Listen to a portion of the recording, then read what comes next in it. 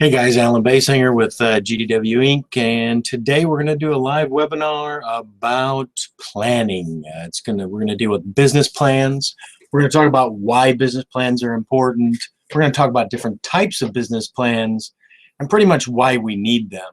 A lot of times people think that in order to do a business plan, you need to create some humongous document to make that work. But in all honesty, you really don't.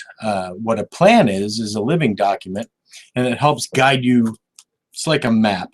So let's go ahead and get started. We'll talk about this. I know we have some people that are supposed to come here. I had a few link problems, and I reposted a new links up. So for those of you who didn't get the link, I was having an issue with the sound. It was pretty crazy when I first jumped on it. So I'm a couple minutes late, got that resolved, and now we're going to get it started. So why plan? Let's go ahead and discuss why we want to make a plan happen. You know, when you think about it, interesting things happen, like sharing your desktop. So let's figure out how to make this thing not mess up so much. All right. We want to share this. We'll share this one. I think this will be easier. You guys don't mind seeing the side part and why we're going to do it. Hopefully, that's not a problem, but we'll go ahead and do it this way. So why do we do plans? What are plans, right? It's nothing more than a set of ideas. And as you've seen by the picture that I put on the presentation, it's a map. It really is. It's just a map to get from point A, which is where you're at right now before you put your plan together, to point B, which is where you want to end up. And everybody's goals are different. Where we want to end up is different. You know, some people want to end up on a beach sipping Mai Tais with the tiki hut and, you know, listening to Jimmy Buffett. Other people may want to dominate the world and have a huge empire, a business empire, conglomerate. Other people just want to make a little bit of extra money. But if you don't have a plan, how do you know that you're actually accomplishing it, right? So a business plan can be as complex as the U.S. tax laws, or it can really be as simple as a napkin drawing. You can see this is an actual napkin photograph of a problem and a solution with some of my favorites, what I call the 6 W's. So plans can be simple. Let's look at some examples, right? GDWinc.com. Most of you are familiar. You either came here because of GDWinc.com or you're familiar with the fact that I started GDWinc.com in April. And within a very short period of time, you know, we've started to do a lot more business in helping people. Right? So initially, it was a napkin business plan, pretty simple and quick and easy. There was no formal business plan for it. It was, hey, we already have these processes. We already have this stuff. We already have and do these things. Why not offer it to other people who need it? Right? There was no real definition of the processes. We didn't know what the potential income was going to be. We didn't really have much of a marketing strategy and still don't have much of a marketing strategy other than to let people know about us and let them tell other people. It's mostly word of mouth. We knew that we were already incurring the financial costs to do most of this for our current business. And so we saw just it as a natural progression of what we were already doing and that the financial cash shouldn't be too burdensome. So the risk was really low. And I'm going to give a shout out to my buddy Edmund James, because we basically just did it on a whim, Edmund James style, and launched it. Spent zero money, put together a WordPress website, and if you guys saw the first website, it was like an hour or less. Threw it together and promoted it a couple times in a couple Facebook groups, and that was it. Within about 60 days, it was making a couple of dollars. It was paying for itself, and we could see that things were starting to happen. So what did we do? Well, we spent a little bit of money. When we first started it, we didn't spend any, and then we spent a little bit of money, and we upgraded the website a little bit. We added the ability to invoice people. We started looking at opportunities, and we increased what we could do we increased our staffing. So we saw what was happening. Every month it's doubling. It's growing at a really fast pace. Most early businesses are going to do that. But what did we do? Well, we created a new plan of action, something a little bit more formal, and we started working to formalize the business instead of it being just a whim. So that's example number one, right? GDWinc.com, which most of you are familiar with. And you can see kind of how it's progressed from just an idea on a napkin with no real ideas of where we're going to go and just kind of an add-on, and then boom, now all of a sudden it's kind of starting to grow. And that's cool that it can do that. And I'm excited about what we're able to do for people and what can happen. But we're going to look at another company that I also happen to be one of the majority shareholders in. I have partners in. It's a different type of a company, and we're actually going to look at the business model for it. And it's called MediHealth.com. A lot of you are probably familiar with it because when I first came into online, this was one of my companies that I've had it for a couple of years, and it's a completely different ball game here. So this type of business was going to require a very large capital investment. It's definitely not a one-person style business. There was a lot more to it. And so in the business plan that I created for this company, we have some things that are a little bit more in depth. So we have a professional business plan. We created executive summaries. We have the prospectus. We have a financial model. And I'm going to show you these so you guys can see what I started this company with and how much detail and information I went through to get it happening.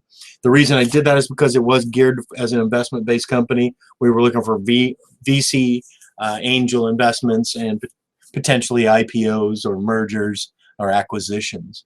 It's extremely detail-oriented. You better have all your ducks in a row. You need to understand what you're doing, and you need to understand the true cost of businesses when you do this. It takes a lot of time. It probably took me, I would say, the better part of a year to really go through our trial sessions, get our details down, travel and meet with and get contracts with partners just to get started.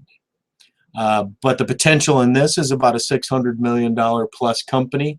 It's in a highly competitive landscape, and marketing is a huge piece of the keys to success with this, and our largest investment, which I'll show you guys here in a little bit. We have spent a lot of money. We've been through medical testing and clinical trials. We've been certified. We have 2 years worth of medical trials. So it's really starting to make some things happen here.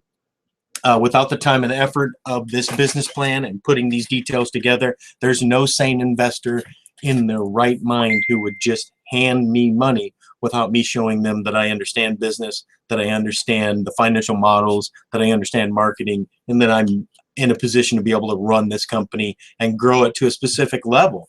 Not everybody can grow to certain levels, but definitely depends on your experience level. As to where you're going to get, sometimes you just need to find good mentors to help you get to the next place. But it's important to make it happen. You definitely couldn't start this one on a whim. It would have never gotten off the ground, right? It would have just died. So let's go ahead and grab basically the business plan on this one. I'm going to show you guys what an executive summary looks like real quick. So you can see this is the executive summary. The parent company is called MH Nutrition LLC. We had our mission statement, a business description of what we were trying to do. It was the background of my 2 partners and myself, what our products are, the technologies that we own, our manufacturing capabilities, inventory management capabilities, which we already had in place, and e-commerce capabilities, the markets, what we think what the industry is, our actual market, the people who are going to buy from us. We had to understand who our customer was. It's extremely important. If you don't know who your customer is, you can't speak their language. If I have a product that is geared towards the hip-hop generation and I'm speaking to them in corporate speak or medical terms, I'm probably not going to be communicating to them very well.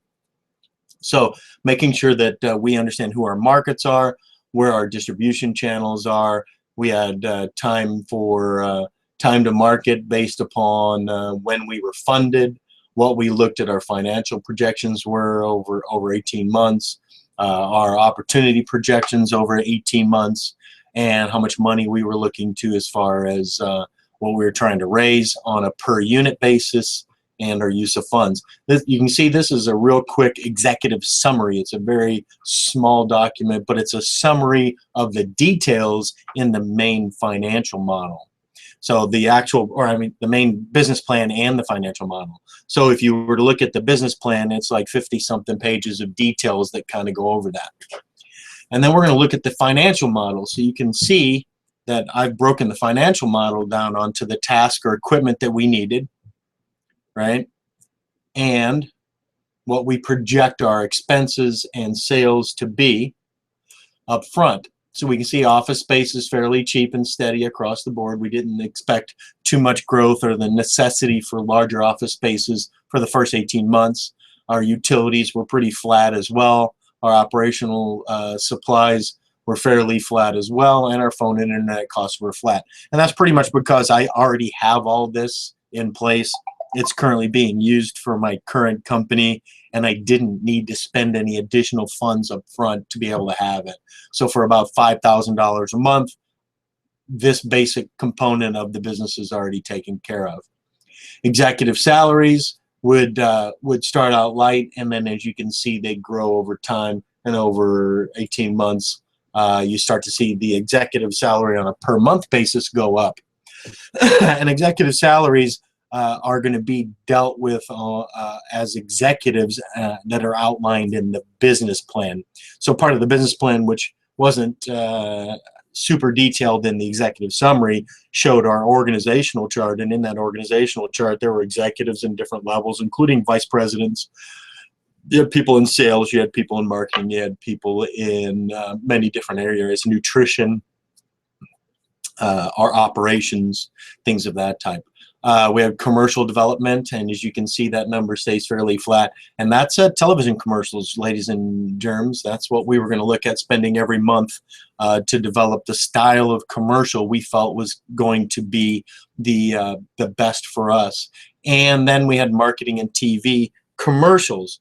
Now, when we first looked at putting this out, we thought commercials, and then when we did the research, we realized that potentially we could do the same thing using Google pay-per-click campaigns and driving traffic to a sales funnel with lead gen programs and being able to do it, and we may be able to get our cost per conversion down, or our cost per customer down to something that is less than what it would take to do commercials. And so we decided that we would keep the same budget but move it towards more of an internet sales model. So you can see it's a business plan. Here's how we thought about starting, but we actually changed it. We had some automation up front that needed to be purchased, about $25,000. We had $15,000 in app development. Some about our accounting and bookkeeping is fairly flat, so there isn't a whole lot of extra costs there. We had our legal and insurance costs. You can see up front we had a lot of legal. We had a lot of contracts and things that we had to draw up. And then our insurance every month is about $5,000 to $10,000. We bumped up every 3 months some additional legal or potential insurance claims that we needed to deal with. We can see our inside sales and our outside salespeople, because we needed to have people door to door, as we did with doctors. Doctors aren't going to be buying direct through the internet. That's what this is for. This component was for something else.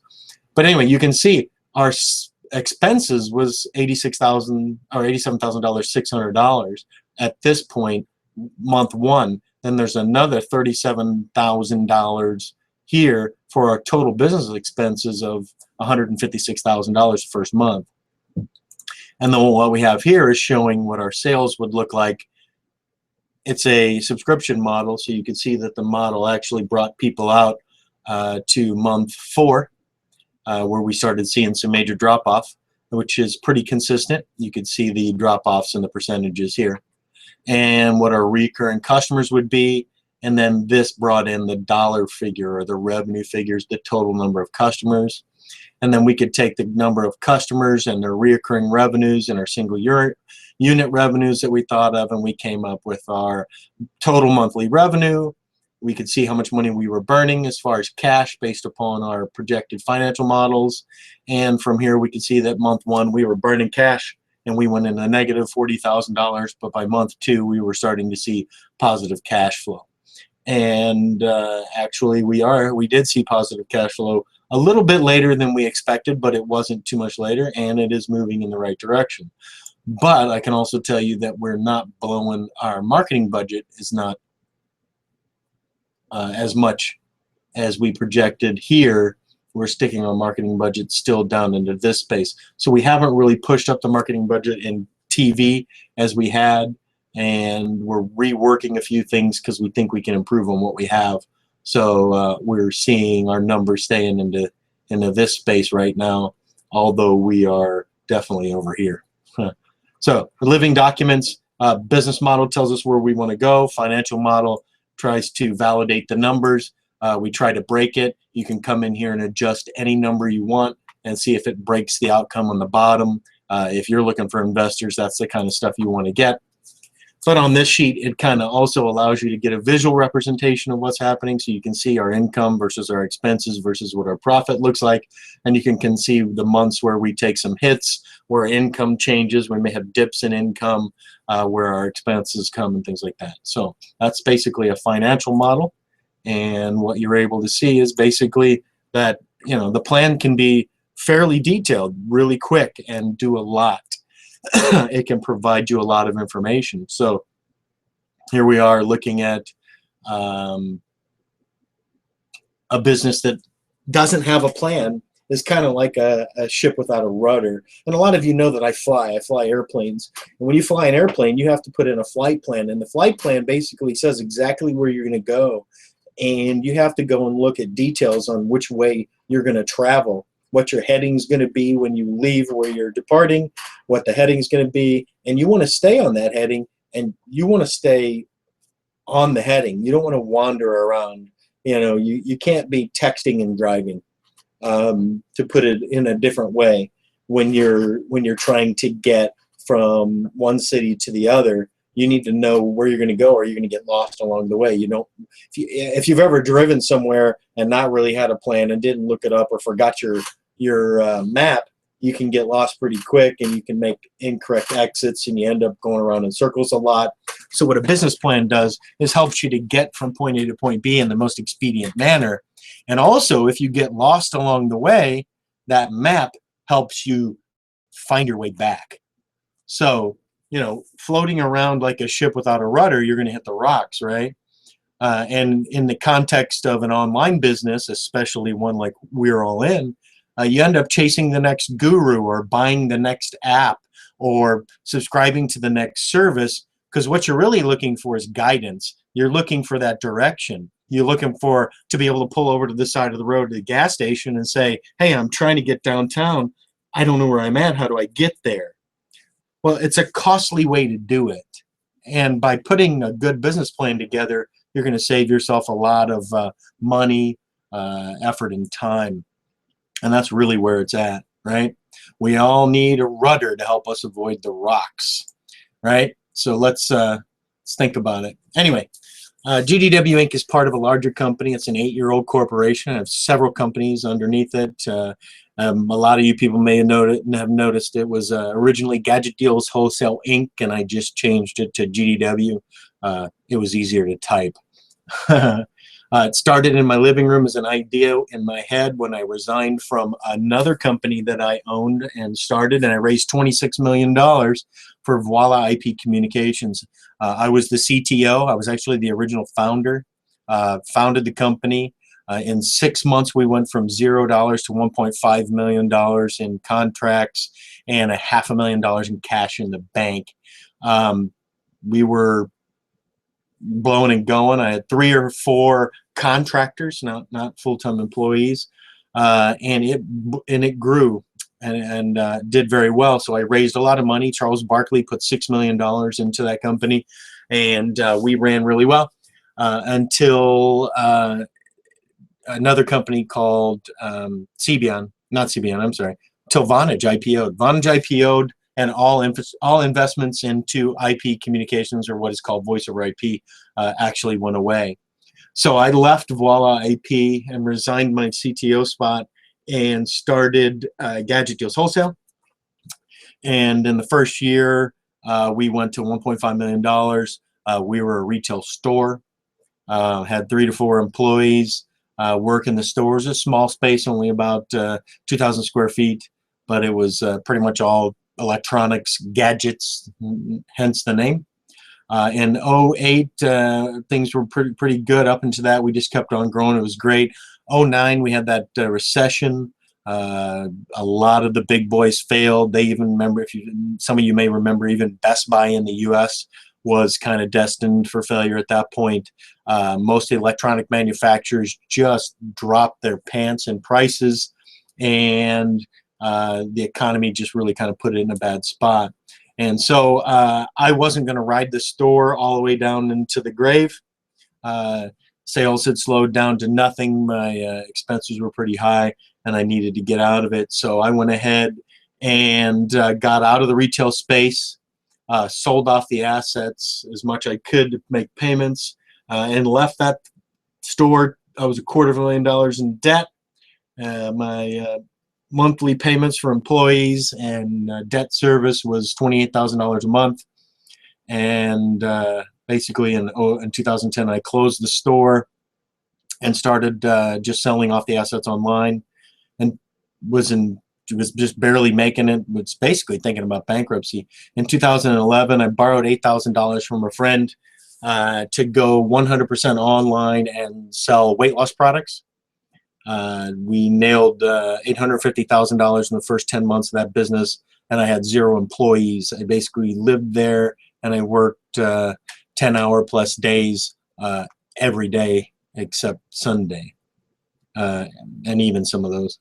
To get it there, my second year I hired an employee, and we doubled to about 1.5 million. You can actually just look at the tax records for GDW Inc. and see that we did that. The third year we did $2.2 million, and I could tell that the only thing slowing us down was we didn't have enough people. So now in the fourth year, which is the fourth year 100% Amazon, we were on track for a little bit under 4 million. I wanted to really bump it. We increased our employee rate to 8 employees. We're currently doing about 380,000, but that's growing a month. That's just for online sales, by the way. That has nothing to do with GDW's the FBA prep side, and you can see that we're really starting to tear it up. So we're definitely bust 5 million for 2015. 2016, our projections are to be a $10 million company. At the rate we're moving, we're doubling every year. We're having 8% growth per month, which is basically 96% growth per year. Usually we get a big bump the first 3 months of the year, which kind of push us over the edge. So we should be able to get 10 million. And the goal I have now is to roll up other companies. Once you start getting to a certain size, it gets a little bit harder to grow. The growth rate isn't as fast. And so what we're looking for, at least what I'm looking for now, is I'm looking to buy companies. So I'm looking to find people who have great products, who are selling for at least a year online on Amazon, eBay. Multiple sales channels are great, that have a good product and that can show positive profits for at least 12 months with a solid track record and good growth. And I'm willing to buy those, and we're definitely buying them for multiples of the profits. Right now is a really good time to sell a successful online business, especially if it's private label. But even if it's not private label, if you're a wholesaler or a distributor, those businesses are still profitable right now. It is kind of a gold mine for people who want to sell. I'm looking to buy because I'm going to grow my company to $30 million before I sell. And then at that point, that's when I'm going to sell. But that's my goal. That's part of my business plan, the plan that I made for the larger part of the corporation when I first set it out. Anyway, right now, I think I'll go ahead and set up kind of some questions. I put a few of them together based upon some things, so I'll go ahead and we'll just kind of go through these real quick. may help some people out. I don't know if we need a break. If any of you are there that need a break, you can kind of raise your hand or chat it up if you have any questions. But right off the bat, I'll let you know, guys. I mean, it really couldn't happen if I didn't have a business plan. You know, the GDW, the FBA prep company, you know, if I've put together a professional plan, had really thought it out before jumping into it, we would probably be substantially farther along than we are now. I've got a few more years experience than a lot of people in some of this stuff, so especially in startups. So there are a lot of things that I take for granted, but that doesn't mean I shouldn't have a good plan. And as you can tell from what I talked about earlier, I actually, once I validated the business was good, I went ahead and did the plan. And I think along the way, you're going to realize that some of these things I'm talking about are also the same things that that some of your peers may be talking about. Some of you may be in some of the other Facebook groups, and some of the leadership in those Facebook groups is actually promoting a very similar style. And I tend to be very active in those groups because I believe that in that style as well. That's basically testing and validating the model before you invest a lot of money, time, and effort into launching it. So we launched in April. In 60 days, we knew we had a business. We put a little bit more money into it, started promoting a lot heavier, worked out a few arrangements with some great people to promote us within their organizations, and we're seeing the growth of that happen. Then we developed a more formal business model. We're actually talking to people about some better partnerships, expanding our marketing capabilities. We learned a lot of lessons on some things that other customers were doing, or requirements that they had that we may not have had ourselves. That's helped us to grow and become better. And we've been able to implement those into our plan. So did the plan stay the same? No, it's a living document, but the goal is the same. And I think that's kind of an interesting component. Our goals are the same. They're not different. We want the end result. I want to get to $30 million and sell and retire and have a great time. But the plan is always changing because the rules of the game change. Are the business plans crucial? I think for long-term growth, to help keep from being lost, and to be able to work backwards from your end result and know what you need to do, a business plan is crucial. And I'm going to give you guys an example. Today, working with a customer who's launching a product, they didn't really plan as well as they should have.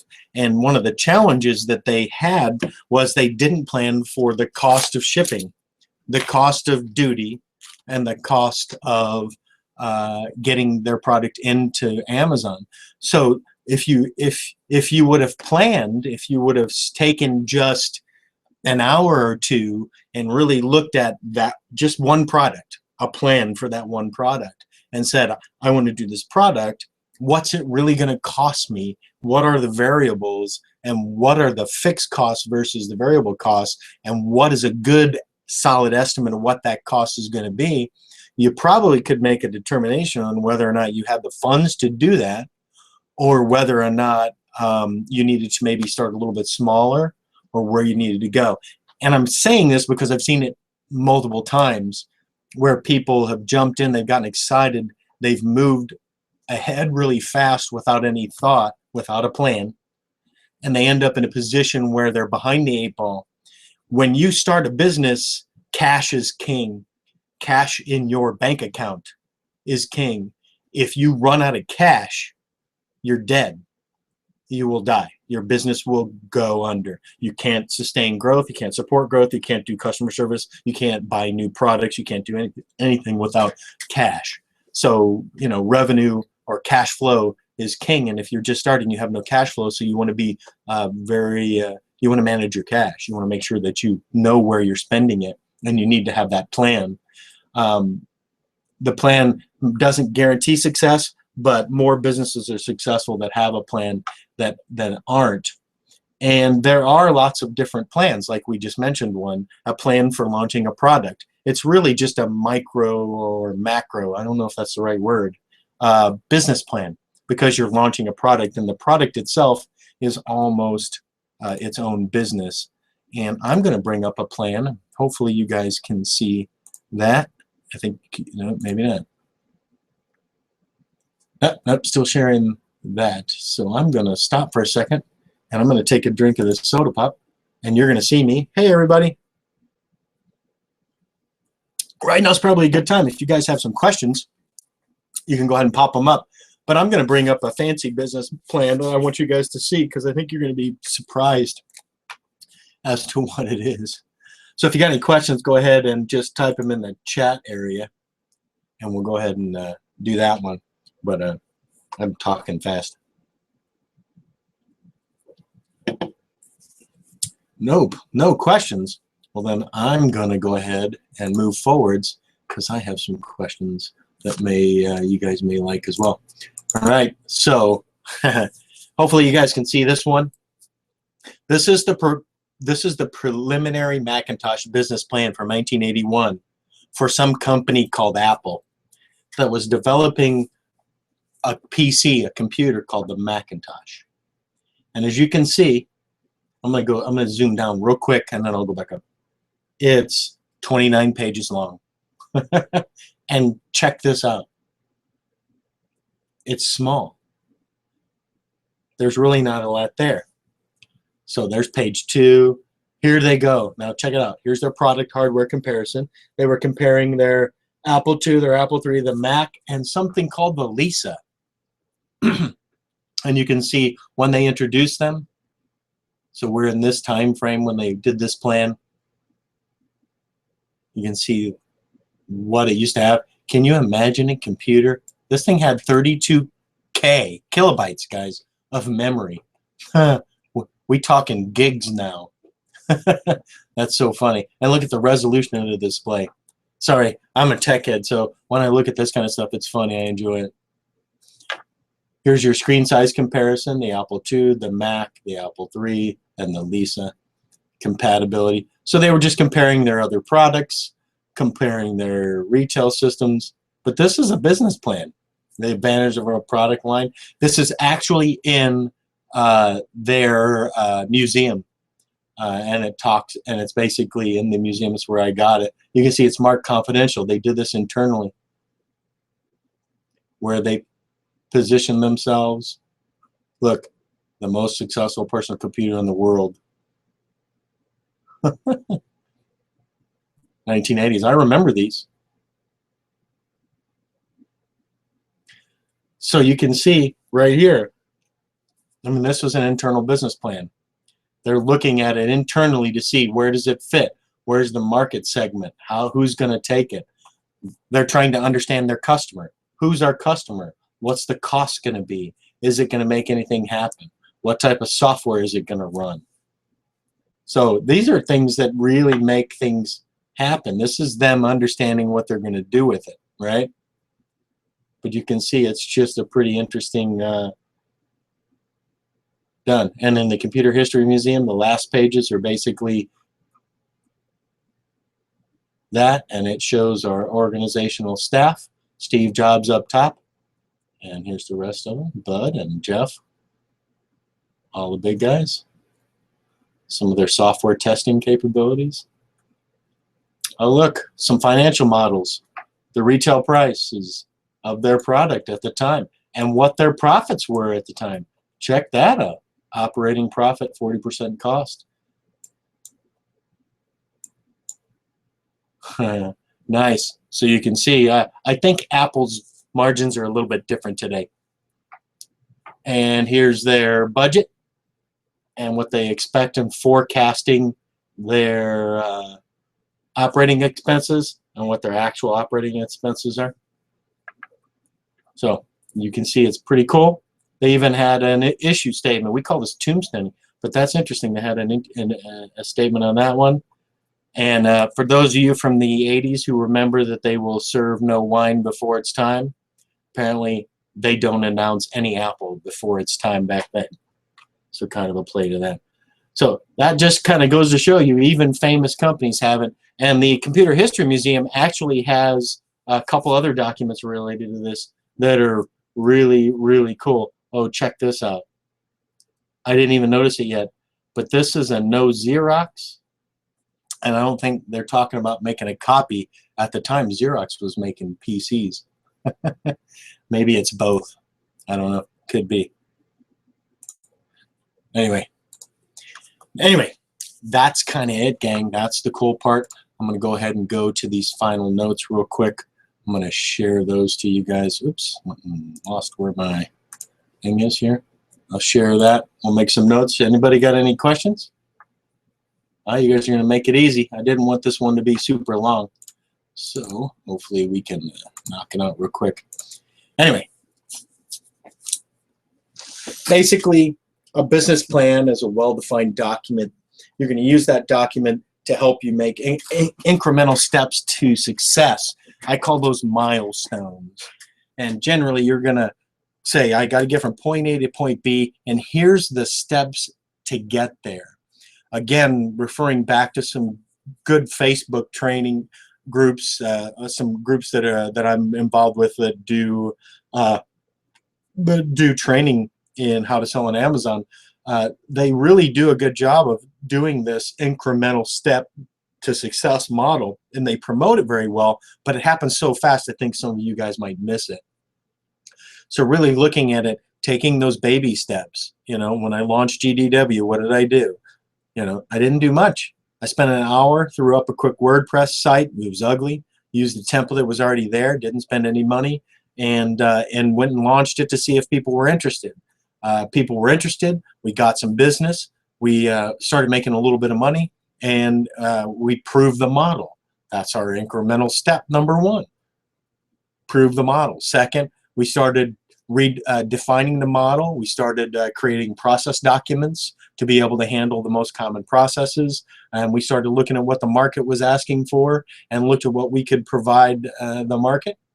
And we've taken those incremental steps to start implementing those. And right now, one of the biggest incremental steps that we've got is a redefining of our communication to our customers to help them to better understand what it is we offer. I think our initial offering was okay, but I think there's still a lot of questions, and I think what we want to do is help our customers understand the processes better, because we've defined them, but people don't understand them. And especially when you're new and you're just now starting to order things from China, understanding that whole process of how to get a product from China to the US through customs and into Amazon or another sales channel is it. A lot of people don't know that we do fulfill by merchant. A lot of people don't know that we have a joint venture private label partnering program that we've been very successful at. So we want to make sure we do a better job communicating that. And so those are part of our incremental steps, right? And so we've proven the model, and we have actual plans of action, things that we plan on doing to take us to the next step. Okay? And I think, I mean, I just want to like help a lot of you. When I talk about taking plans of action and steps towards success, it's not about reading another success book. That's not business. That's personal development. Personal development may help you in your business, but it's not running your business. When I'm thinking plans of action and models, I'm thinking operations. I'm thinking about getting things done, things that move the business forward. And to me, everything's an expense unless it's bringing money in the door. And so my plans of action a lot of times have to do with, what can I do to make sure I'm bringing more money in the door? Do I need to order more product? Do I need to market to more markets? Do I need to create additional partnerships? What do I need to do to bring money in the house? Because everything else is an expense. If I'm buying a book to develop me as a better manager, a better person, that's an expense. And in reality, it has nothing to do with my business. Neither does watching YouTube videos or doing any of that. Unless I'm watching a YouTube video to help me figure out how to do an Amazon flat file for the first time. That may be a good piece of action because I'm actually doing an Amazon flat file while I'm watching that video, and it's helping me walk through it. But to sit there and try to learn everything before I actually put some action behind it is a waste of time and money. Financial models are good. You can do them real basic. You saw the one I had. That one wasn't too complex. It was a fairly basic one. You at least need to understand the basics of finance in your business. And that's really kind of a revenue, net profit versus cost of doing business. And you need to kind of understand the real cost of doing businesses, because you can't run on razor thin margins and provide customer service. Everything costs money. Customer service costs money. Being the best costs money. Marketing costs money. A product launch where you do a giveaway using one of the launch methods is a marketing expense. And so you need to have a budget of that. And you need to get a rough idea what that budget really is so that you can plan accordingly. It really does save you a lot of trouble later on down the road and can ensure that you're successful. Do you have to do it day one? No, but I would say if you can't write it down on a napkin and have a rough idea that's, you know, plus or minus 10%, you might have some challenges there. And I would suggest that you get a good idea where that's going to be. It'll help you avoid that situation I talked about earlier where you didn't think about what the costs, all the costs were. You just went ahead and ordered a bunch of products and shipped them in to me. Sorry, I'm not trying to beat on anybody. But then all of a sudden, once you get them in and you realize that, hey, you know what? The freight cost X and the government's taking duty and there was transport fees and the Chinese charge you a fee to fill out documents and the freight forwarder costs you another X dollars. And when you combine it all up, all of a sudden you're off by about $600 or $700 or $1,000, or all of a sudden, or you may have just thought about only the freight component of the business, looked at what the freight cost was, and you know, you decide you're going to ship ocean and freight is $400, or let's say freight's $200, you know, and you got $5,000 and you spent $4,000 on your product and $200 in freight, and you got $800 in your pocket. But when it gets here, it's $773 for duty for the U.S. government, and you've just eaten up all your money. It's going to be real hard to launch. You're not going to have the cash to make that happen. So managing the cash and having a real basic financial model, even if it's just a basic spreadsheet or even written in pencil on a piece of paper, and you can, you know, refine it as you move forwards, is pretty damn valuable. I doubt very many people do very well if they don't have just a basic understanding of that. And it's just, you know, plus or minus whatever, you know.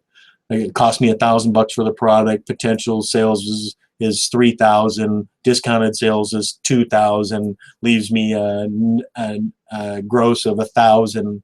My cost to sell is 300. That leaves me $700. My cost of doing business is another $300. That leaves me 400. And after the rest of my costs, my net's $300. So you can kind of start to see where it goes when you do that. Anyway. Hopefully I just kind of leave you with these last thoughts. It doesn't matter what kind of business plan you have. Nothing really happens without action. And action means things that bring money in the house, sales, things that move your business forwards, not personal development, not another course, not another piece of software. Matter of fact, a lot of people will tell you, I got this business up to we did $850,000 in the first 10 months and we had no software. We did 1.5 million the second year, and we had no software. We got a shipping platform. It's called not ShipStation. We got ShipWorks originally, and we used ShipWorks probably for the first year and a half, and that's all we had. We integrated ShipWorks with eBay and Amazon, and did our thing, right? And then inventory started becoming a challenge because we did most of our stuff fulfilled by merchant, and we ended up having to get an inventory management system.